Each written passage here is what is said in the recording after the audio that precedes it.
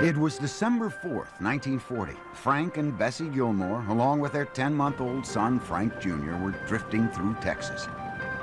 Bessie was 9 months pregnant. She went into labor. Frank pulled over in a small oil workers' town where Bessie gave birth to their second son, Fay Robert Kaufman. Kaufman was just one of many aliases that Frank Gilmore used to throw people off his trail. He was a so-called 100%er. He sold ads to non-existent magazines and kept 100% of the profits for himself. Bessie was appalled that Frank had named their son Fay, so 2 weeks later, as they resumed their aimless trek, Bessie changed the baby's name to Gary Mark Gilmore. The next 8 years proved to be hard ones for the Gilmore family. They moved from town to town. Bessie had a third son, Galen. Frank was abusive, drank too much, and often wound up in prison. When Gary turned 8, Bessie forced Frank to settle down in Portland, Oregon, where he sobered up and created a legitimate publication called the Building Code Digest. He traveled frequently on business, a good thing for Gary and his brothers, because when he was around, they never knew what to expect. The children got beaten frequently for no reason or what he considered a good reason. Sometimes he would even sneak up behind them and hide behind the door when they came in and just attack them for no real reason. Frank's beatings varied from spanking to hard blows with razor straps, belts, and sometimes clenched fists. Bessie wasn't immune from Frank's rage either. He often beat her in front of the kids. But above all, it was Gary who suffered the most from his father's physical and verbal abuse. There was something in Gary that reminded my father, I think, of disappointments in his own past, and I think reminded him of his own rage. Gary received a good deal more of my father's anger than any other person in the family. In 1951, when Gary was 11, a fourth son, Michael, was born. Soon after, they moved again to Salt Lake City. There, Gary became involved with a group of neighborhood thugs. They introduced him to cigarettes, alcohol, and shoplifting, and he was hooked. After only a year, the family moved back to Portland, and Gary began spending much of his time at nearby Johnson Creek. At the tender age of 12, Gary was already getting drunk and playing hooky from Joseph Lane Grade School, where he was known as a delinquent with a hatred of authority. The people I taught with who had known him felt that he was volatile and would have easily exploded if anybody had pushed him, so they didn't. They didn't push him to do his homework or anything else. They just, let him sit in his desk and do what he wanted to do, and which is what he did. Gary loved the attention he got from being rebellious. He liked to impress friends with his bravado. One of his favorite stunts was to stand in the middle of a railroad bridge with a train barreling down the tracks.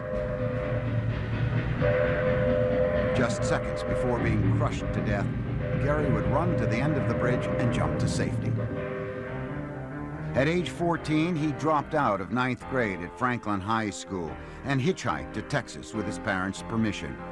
They thought the trip would do him good, let him sow his wild oats. Gary only stayed in Texas a few weeks.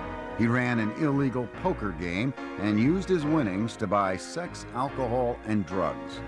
The thrill soon wore off, and he returned to Portland, where he started a car theft ring. In May 1955, he was caught, and his father came to his aid, hiring an attorney for his delinquent son. Gary got off with a warning from the judge. A pattern was beginning that would repeat itself each time Gary got on the wrong side of the law. It is true that my father went to great lengths to keep Gary out of jail. I really have to wonder if there was a part of my father that, that couldn't help but feel sorry for his children and what he had done to them. And perhaps in some ways that was the part of my father that also loved Gary and wanted to protect him. No matter what he did, if he stole something, he'd go to court and he said, "My boy didn't do it. There's no way you can prove he did it." And usually he got away with it. If anything, his father's help taught Gary how to manipulate the legal system, but not how to stay out of trouble. 2 weeks later, he was arrested again for stealing a 1948 Chevy, and this time there was nothing that his dad could do. Gary was committed to McLaren's Reform School for Boys in Woodburn, Oregon, where he spent 15 months, most of it in maximum security. A common punishment was for them to be stripped of their clothes and locked in an attic room that had broken windows, inside a cage. Sometimes in the middle of winter, spend 2 or 3 days in that room. A lot of the kids who were in that room would take broken glass and sort of carve themselves, make little tattoos on their hands. Gary was released from McLaren in January 1956. He spent the next 2 years in and out of jail. In later years, he would look back on this period of his life and come to 2 conclusions: that he wasn't determined enough to be a successful thief, and that he had quit caring about anything and was completely adrift. In 1958, he was picked up for statutory rape. His father helped to get the charges dropped, but Gary was sentenced to a year on an old car theft charge and sent to the Oregon State Correctional Institution in Salem, Oregon. In mid-1960, the girl he had raped gave birth. Gary's parents told him falsely that the child had died. He would never learn the truth. And that wasn't the only secret his parents kept from him. It was in prison that the issue of his birth certificate surfaced. Prison officials could only find records for Faye Robert Kaufman, and neither Frank nor Bessie cared to explain the discrepancy. So Gary began to doubt that Frank was his real father. He really wondered, where did he come from? I think it was kind of a torturous thing for him to not know where he began. He didn't know where he's going either, evidently. He was written up for 23 disciplinary violations, and time was added to his sentence for bad behavior. In the fall of 1961, Gary was released from prison and went to live with his parents in suburban Portland. But he wouldn't be home very long. It was only a matter of months before he was back in jail, this time for having an open bottle of liquor in his car and for driving without a license. While he was serving his time at the Rocky Butte jail, his father died of cancer. Gary went berserk. He tore his cell apart and slashed his wrist with a broken light bulb. He was thrown in solitary confinement and prohibited from going to the funeral. Gary's half-hearted suicide attempt was only one of many that would occur while he was behind bars. I always thought that these were not sincere suicide attempts, that on those occasions when he would cut his wrist, that he would not cut his wrist so deeply that he really threatened his life. By the time he was released, the 21-year-old Gary Gilmore had become a more hardened criminal, but not necessarily a smarter one. He and a friend were soon arrested for using a lead pipe to rob a man of only $11. Gary could now add assault to his already impressive rap sheet. Prosecutors saw a repeat offender with an unwillingness to rehabilitate himself. They argued he was a danger to society. The judge agreed. In March 1964, Gary was sentenced to 15 years at Oregon State Penitentiary, a severe prison term that year after year would fill Gary Gilmore with rage against the world and himself, enough rage to turn him into a killer. It was a hostile 24-year-old Gary Gilmore who entered the Oregon State Penitentiary in 1964. He was violent, suicidal, and more disruptive than ever before. He was a warden's nightmare. He is like the bad dream of every prison administrator. He's going to break all the rules. He is going to defy authority. He will assault people. He will use drugs, drink alcohol, anything to get his hands on. And he was truly an antisocial personality.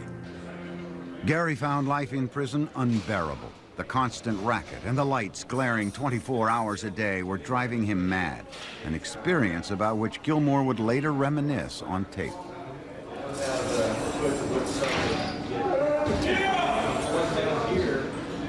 It's noisy.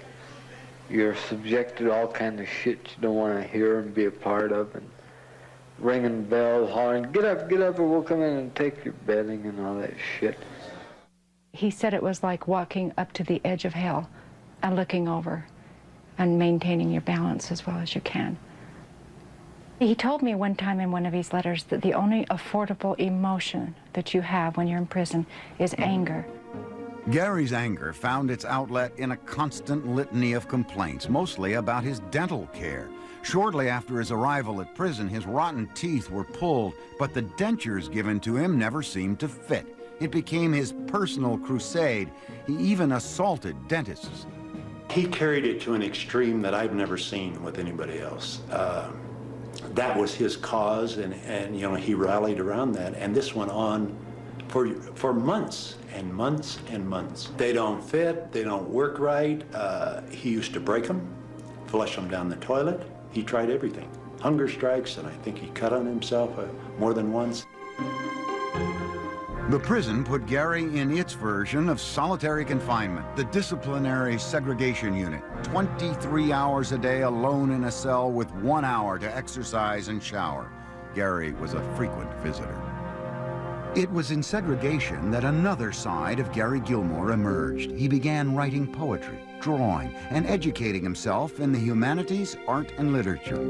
His IQ was 130. I think he found a kind of solace in solitary. For all that he did to be the big, hard convict, I think solitary was actually sort of his comfort. He found himself removed from all that threat and all that sort of ongoing horror. But not even solitary confinement could silence Gary Gilmore. He continued his fight for new dentures, even going so far as to convince a group of inmates to enter into a suicide pact in protest. They all slit their wrists at the same time. Some came close to dying. Gary only scratched himself. The prison had had enough of Gary Gilmore. In 1970, he was admitted to the psychiatric unit. It was decided that an antipsychotic drug called Prolixin would be administered, a drug with often painful and humiliating side effects. The thing that we saw was this shuffling, slurring, inept, drooling. It was a nightmare. But from Bessie's point of view, I think it was more than a nightmare. Yeah. He told me about being paralyzed, and not even being able to unzip his pants to take a pee, not being able to move. At the urging of Gary's mother, the prison finally took Gary off Prolixin, but with the end of one source of pain, another soon took its place. In 1971, Gary's younger brother, Galen, died during surgery at the age of 27. But for once, instead of reacting violently, Gary immersed himself in his artwork, cultivating his natural artistic talent by working in the prison art shop and winning several contests.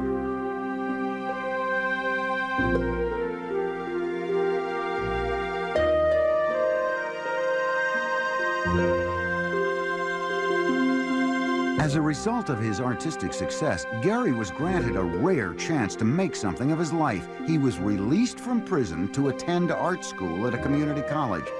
But as he had done many times before, Gary threw away his chance. He robbed a gas station at gunpoint. He was immediately arrested and taken to the Multnomah County Jail. A couple of days later, in another failed suicide attempt, he slashed his arm and stomach. In February 1973, Gary was sentenced to 9 more years and returned to Oregon State Penitentiary, where he became increasingly more violent towards prison guards.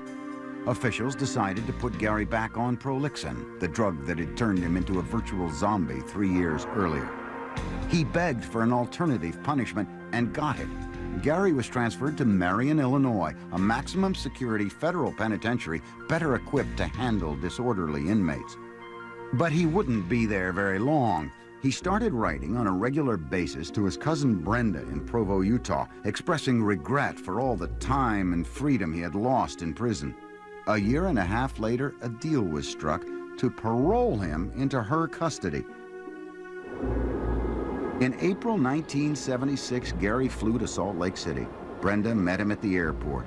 He carried everything he owned in one small athletic bag. I thought that was sad after all those years. To put your whole life into a bag smaller than a grocery bag seemed to be quite a loss. And Gary was missing more than material possessions. After spending almost half his life behind bars, he lacked the skills needed to adapt to life on the outside. He was impatient and became easily frustrated. His uncle Vern tried to help. He gave Gary a job at his shoe repair shop, but Gary was easily distracted. Every girl that walked in, he'd whistle at them, you know, and everything else. I had to talk to him every day. You don't do that. He, what, did you see? Yeah, I seen it. But you don't follow it, you don't chase it, you don't whistle. He didn't like that at all. It wasn't long before he saw one girl he just couldn't resist, Nicole Barrett, a 19-year-old mother of 2 children who had been married and divorced 3 times. The attraction was mutual, immediate, and overwhelming. Within a week, Gary had moved into Nicole's home in Spanish Fork, a small town near Provo. Gary was like a teenager with his first real crush.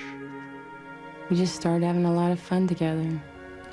Just the littlest things were meaningful. It was like this person has just started living, and everything was new, and everything was an experience. It was fun.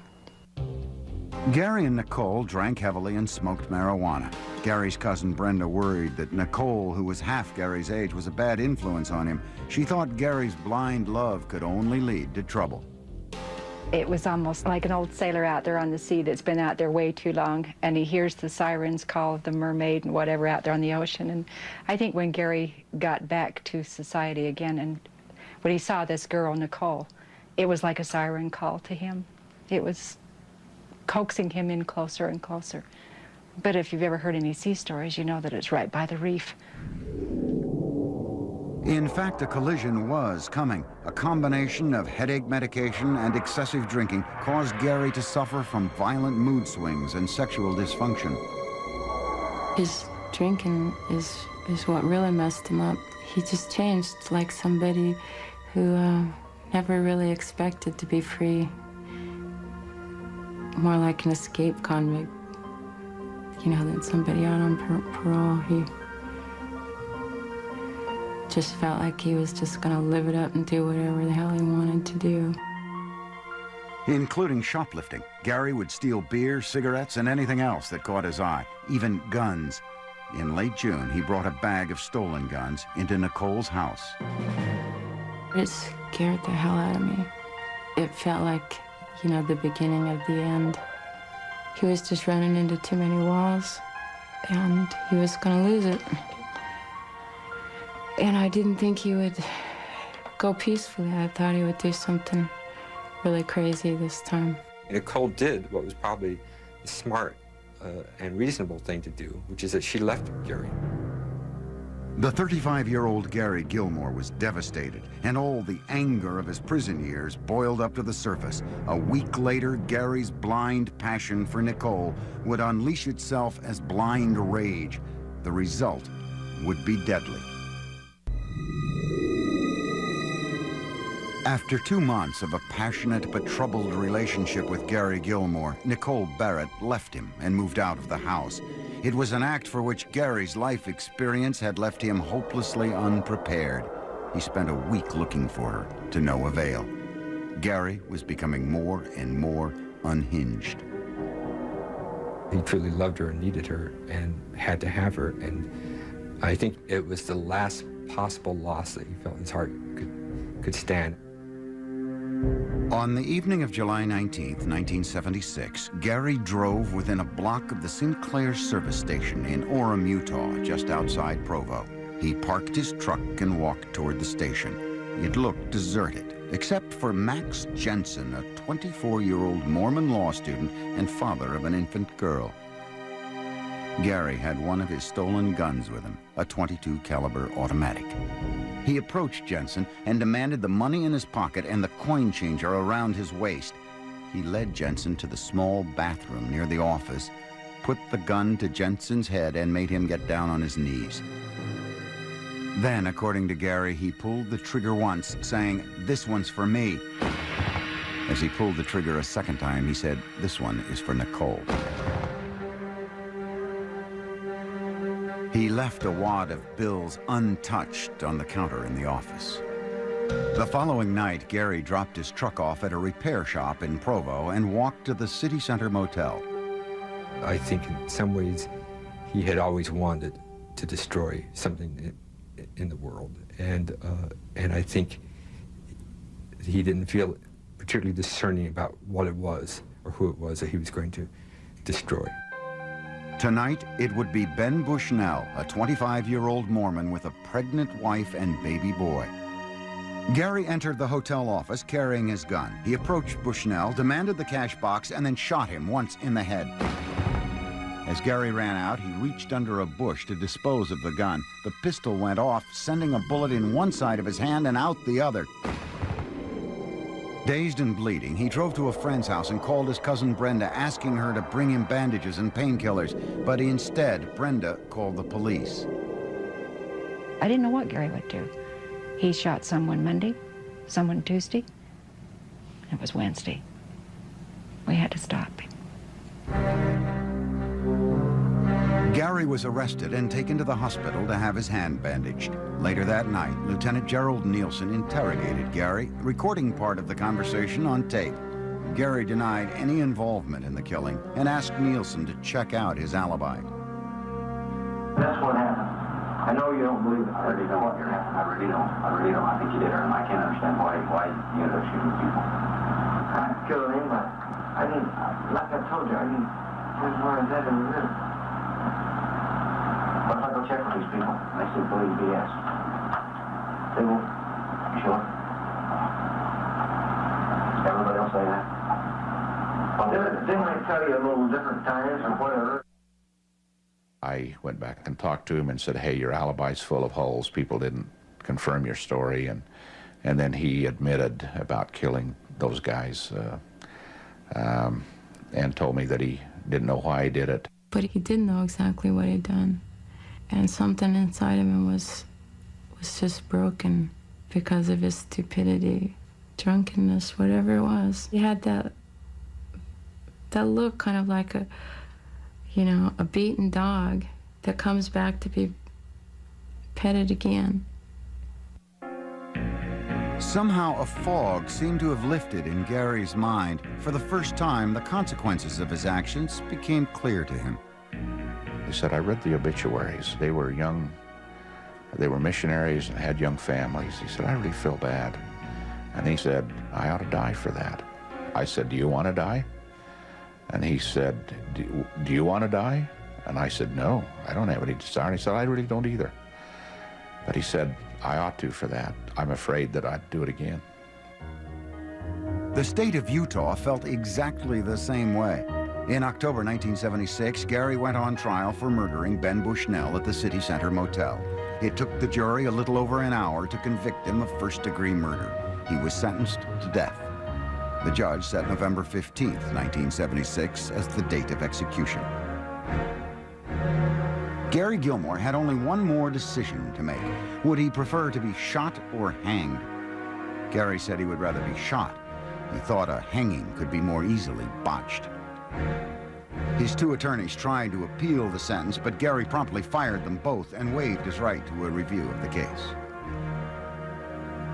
His other option was spending the rest of his life behind bars, and that seemed to be quite unbearable.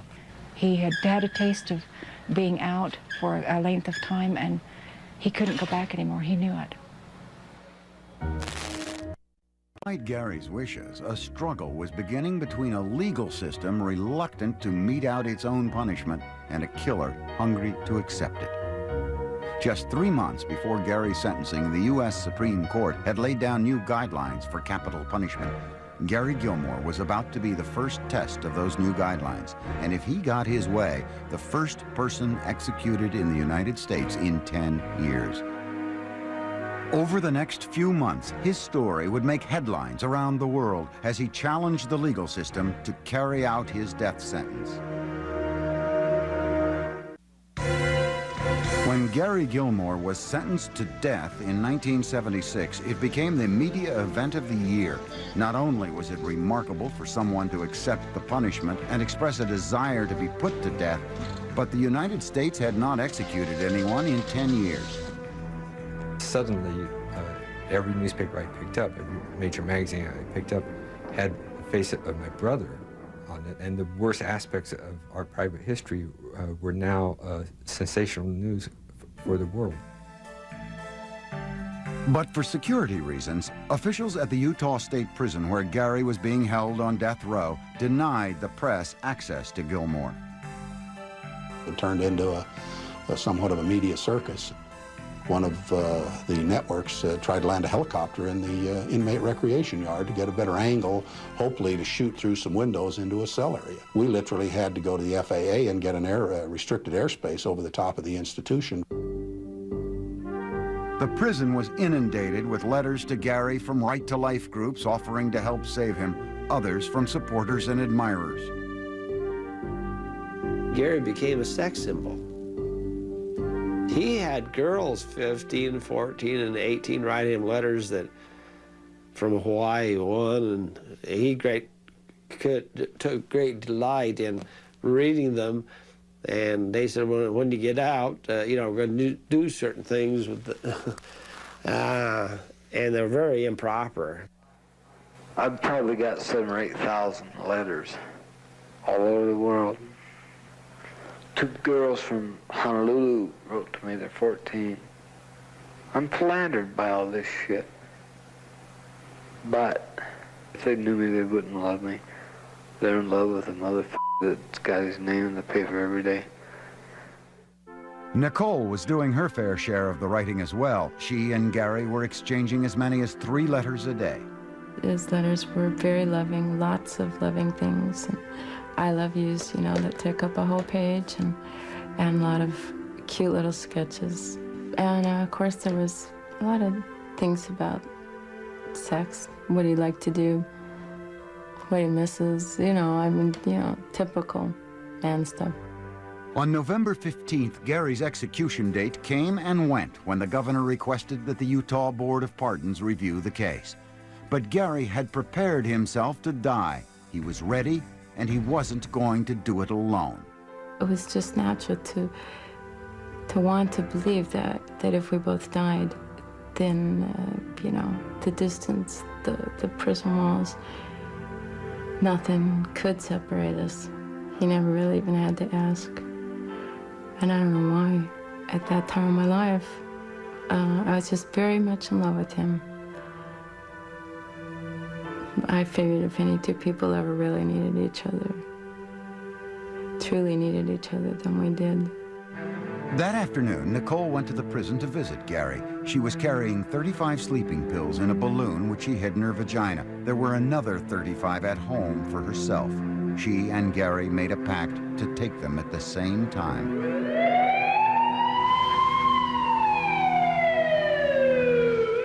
Both Nicole and Gary survived.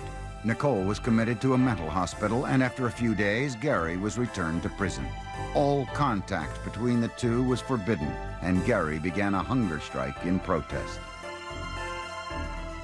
The suicide pact added fuel to the media fire. TV networks in Hollywood were vying for the exclusive story. Through his Uncle Vern, Gary made a deal with a film producer, Lawrence Schiller.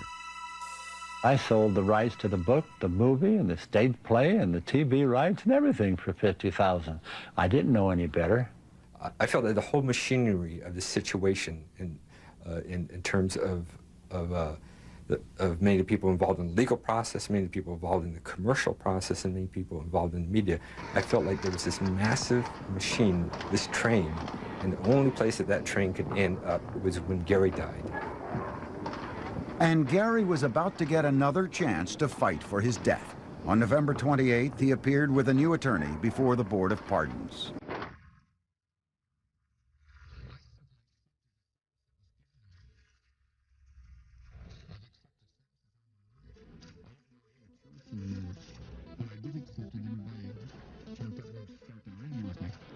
It seems that the people, especially the people of Utah, they want the death penalty, but they don't want executions.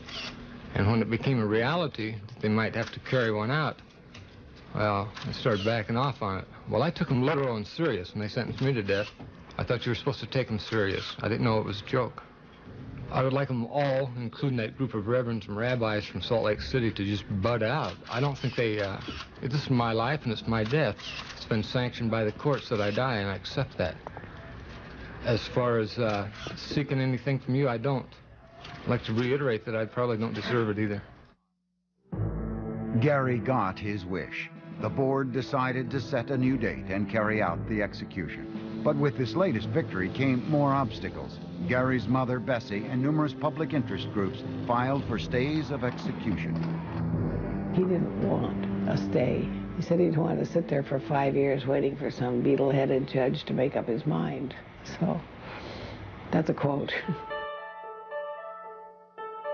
On December 3rd, the U.S. Supreme Court granted a stay. Through the newspapers, Gary issued an open letter to his mother, asking her to kindly butt out. Bessie's legal action was short-lived. It was overturned after only 10 days. A day later, Gary appeared before the judge once again, and a new execution date was set for January 17th. But 4 weeks was too long for Gary Gilmore to wait. He had been stockpiling drugs in his cell, and that night he tried to take his life. And once again, he failed. Gary's brother Michael was still considering a last-ditch legal move. He flew to Utah and spent a few days visiting with his brother at the prison. On the way out, Gary offered him a T-shirt printed with a photo of Gary and the words, "Gilmore, Death Wish." My little brother Michael come to see me. He said, "Gary, I was just frightened of you. I didn't know you." He said, "Now I met you, I like you." Yeah. I like him too. I love him. We had to talk on telephones, looking at each other through little teeny glass windows through a steel wall. He wanted to shake hands with me when we left. They told him, "Okay, if you'll go through a skin shake." I give him a kiss right on the cheek. Michael left the prison having decided not to seek a stay of execution. I came to the conclusion that he really did want to die, and that the life he had lived was hell, and the life he was going to live was hell. I decided the only thing I could do was let him find whatever kind of rough redemption he found and stand aside and let it happen. It would be only days before the state of Utah would finish the job that Gary Gilmore had been unable to do on his own. At 6 p.m. on January 16, 1977, over 300 print and electronic media covering Gary Gilmore's execution were cordoned off in a prison parking lot where they would have to stay until after Gary's death the following morning. Protesters were allowed to demonstrate on the service road outside the gates. Behind the walls of Utah State Prison, Gary Gilmore was in rare form, happily spending his last night with friends and family. He really felt happy. He was dancing. He boxed with me. He was also receiving medication, you know, pills. I have no idea what they were, but they made him happy.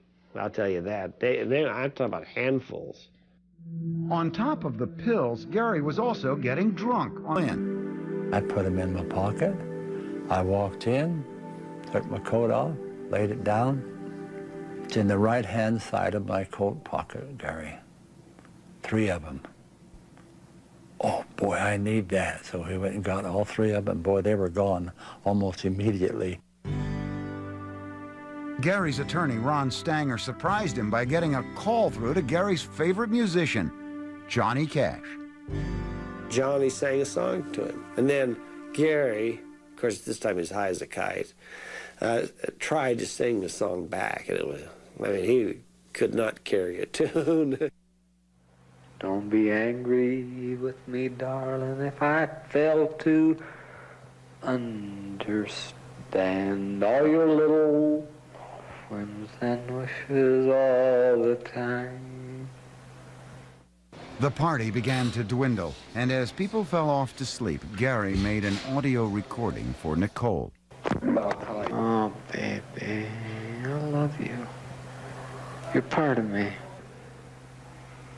Man, I can't be anything without Nicole. If I didn't have you, wow, I'd go wild. Oh, baby, I want to be free of this planet. I just want you too. Later that night, the American Civil Liberties Union managed to secure a last-minute stay of execution. A few hours later, the 10th Circuit Court of Appeal holds an emergency session in Denver, Colorado, overturns that stay, allows the execution to go forward. Then we have to get the sentencing judge out of bed in the early morning hours so that he can issue a new sentence. So it was, it was a very hectic kind of evening managing Gilmore, because even during that last 12, 14-hour period, we were on again and off again on 2 occasions. Here I am again. They're going to close the door. Man, they just come and told me that they still may execute me. Nicole, I want to be executed. I want to be dead. I want to be out of this f***ing shit. It's been a bum life. By 7:30 a.m., the execution was back on. Prison guards escorted Gary, Vern, Lawrence Schiller, Gary's lawyers, and 2 clergymen to an abandoned cannery behind the prison. Gary was loosely bound to a chair with padded nylon straps. He sat facing a gray muslin curtain only 25 feet away. There were 5 small openings for the rifles. A paper target was pinned over Gary's heart. Even in the last minutes of his life, Gary Gilmore showed no fear of death. Strapped to the execution chair, he jokingly offered to arm wrestle his uncle. He says, "Let me try you just one more time." "Oh, Gary, I can pull you right out of that chair." And he says, "Would you?" And right at the last minute, he's still joking. I was the last one to see him, and I was terribly emotional. I mean, I was in shock. And I went over and, gave him a hug. We were all lined up in a half circle, and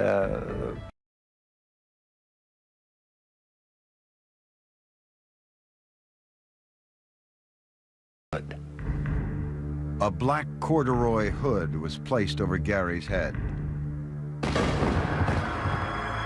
when they shot, I looked over and I seen that blood come out of his shirt, and it runs slowly, very slowly, and it was almost black down his shirt and just dripped on the floor.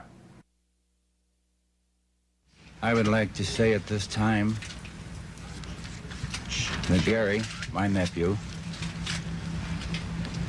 he died like he wanted to die, in dignity. When I talked with him in the wee hours of the morning, he did express thanks for many of the things that happened to him, and he expressed sorrow for the deeds that he did. I went out to my mother's trailer where she was living because I wanted to be with her at the time it happened. Somebody brought in the newspaper right before it was supposed to happen, and the execution had been stayed overnight. Turned on TV and the news flashing across the bottom of the screen would say the execution had just taken place. That morning, Nicole was still being treated at the mental hospital following her suicide attempt. All of a sudden, I saw his face. It came up and it was contorted with pain. I mean, it just jumped up at me. It just scared me. And then the doctor came in right after that and said that Gary had just been shot. Immediately after Gary's execution, most of his organs were donated for transplant. His body was cremated and the ashes sprinkled by plane over Spanish Fork, Utah, the small town in which he and Nicole had lived together so briefly. The $50,000 from the sale of Gary's life story was divided among family members. Some of the money was given to the wives of the 2 men he had murdered. The day after the execution, the national and international press packed up and returned home, having created a mythical figure out of a lonely and pathetic killer. It was bizarre. It was a circus. They took a lot of it out of context and made it into something it wasn't. Everything was for sale. There was a price on everything. Your privacy, souvenirs, bits and pieces. It was horrible. It really was. Gary basked in the limelight while he could. By challenging the system to carry out the punishment it had imposed, he was finishing the battle that had begun with his father's abuse more than 30 years earlier. In a strange way, Gary Gilmore had won a victory. He referred to a passage from Nietzsche, the paraphrasing in which goes that there must come a time in a man's life when he is willing to arise and meet the history of his moment. And I think that was part of what Gary saw. Here was a way not to die in anonymity. Here was a way to die with some kind of conquest. It was also a way to die that would turn the screws on the system of authority that he had come to hate and resist and fight against so much. But it was a victory that was costly to others. Gary Gilmore managed Max Jensen and Ben Bushnell, the two hard-working young men who died at his hands. They're completely lost. Their families and their loved ones are completely lost in the history, the 20-year history of Gary Gilmore. And that's a real tragedy. It's a tragedy for us as a nation. It's a tragedy for us as individuals that we opt to hang our hat on the Gary Gilmores of the world and forget about the Jensens and Bushnells. It's tragic. Gilmore's status as a symbol was inevitable. His execution paved the way for the hundreds that have followed since Gilmore uttered his unforgettable phrase, "Let's do it." There was a way in which, with Gary, a certain kind of modern history began. The history of increasing lack of willingness to look at how violence and murder happen in our lives and try to comprehend it. We are at a point where we don't want to look at those things and understand them. We are at a point where we want to shut those things out and punish them. And the worst result of all is that because of that approach, that increased desire for punitive measure, we will see a world in which there are many more Gary Gilmores than we would ever like to imagine.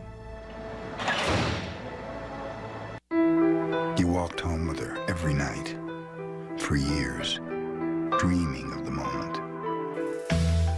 The moment science would lead you to him, and you could finally let her go. Cold Case Files. Next on A&E.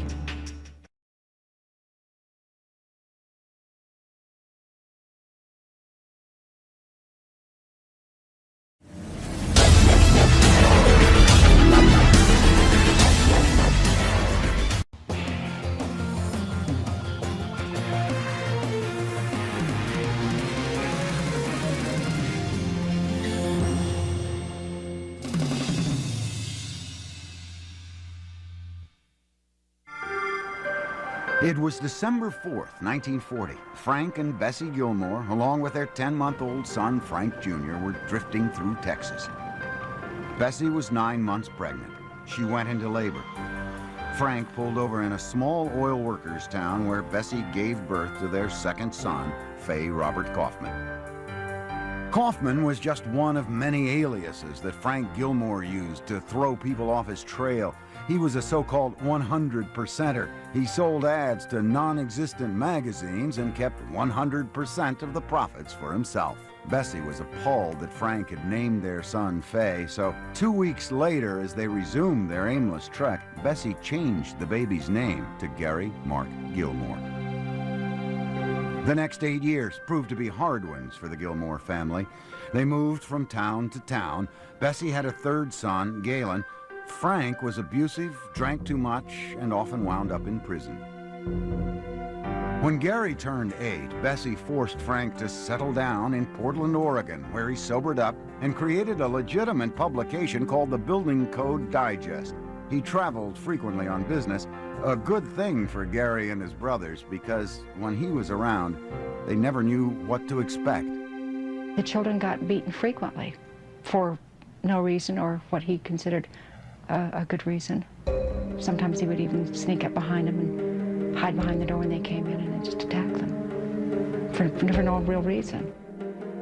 Frank's beatings varied from spanking to hard blows with razor straps, belts, and sometimes clenched fists. Bessie wasn't immune from Frank's rage either. He often beat her in front of the kids. But above all, it was Gary who suffered the most from his father's physical and verbal abuse. There was something in Gary that reminded my father, I think, of disappointments in his own past, and I think reminded him of his own rage. Gary received a good deal more of my father's anger than any other person in the family. In 1951, when Gary was 11, a fourth son, Michael, was born. Soon after, they moved again to Salt Lake City. There, Gary became involved with a group of neighborhood thugs. They introduced him to cigarettes, alcohol, and shoplifting, and he was hooked. After only a year, the family moved back to Portland, and Gary began spending much of his time at nearby Johnson Creek. At the tender age of 12, Gary was already getting drunk and playing hooky from Joseph Lane Grade School, where he was known as a delinquent with a hatred of authority. The people I taught with who had known him felt that he was volatile and would have easily exploded if anybody had pushed him, so they didn't. They didn't push him to do his homework or anything else. They just, you know, let him sit in his desk and do what he wanted to do, and which is what he did. Gary loved the attention he got from being rebellious. He liked to impress friends with his bravado. One of his favorite stunts was to stand in the middle of a railroad bridge with a train barreling down the tracks. Just seconds before being crushed to death, Gary would run to the end of the bridge and jump to safety.